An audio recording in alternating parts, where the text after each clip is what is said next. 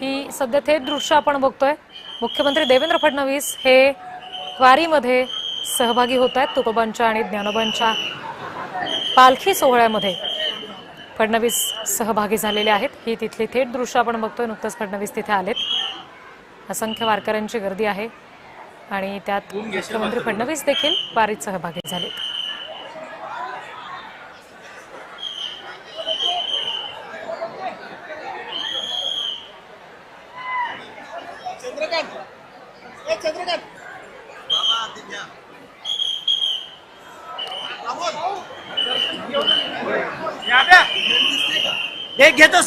महायुतीचे इतरही नेते तिथे उपस्थित असलेले आपण बघतोय। पोलीस बंदोबस्त आहे।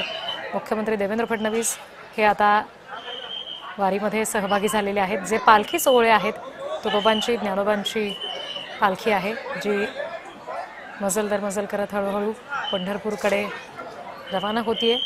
अनेक ठिकाणी तिचे मुक्काम होत आहेत आणि अशातच पुण्यामध्ये भवानी पेठेतल्या मंदिरामध्ये सध्या पालख्यांचा मुक्काम आहे आणि तिथे फडणवीस पोहोचलेत।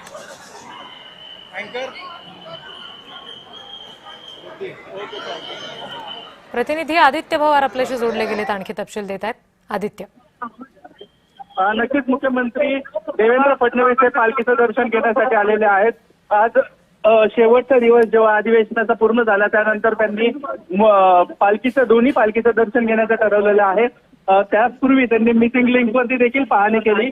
मिसिंग लिंक वर थांबून नगरमध्ये तोटस्थळ होता किंवा त्याच्यावरती काही उपाययोजना केल्या गेल्या होत्या त्याची देखील पाहणी केली आणि त्यानंतर आता मुख्यमंत्री देवेंद्र फडणवीस हे पालखी दर्शनासाठी आलेले आहेत। त्यांच्या स्वागतासाठी उच्च व तंत्र शिक्षण मंत्री चंद्रकांत पाटील देखील उपस्थित आहेत। त्यासोबतच मंदिरातले प्रशासकीय अधिकारी आणि इथले जे पोलीस अधिकारी आहेत ते देखील उपस्थित आहेत।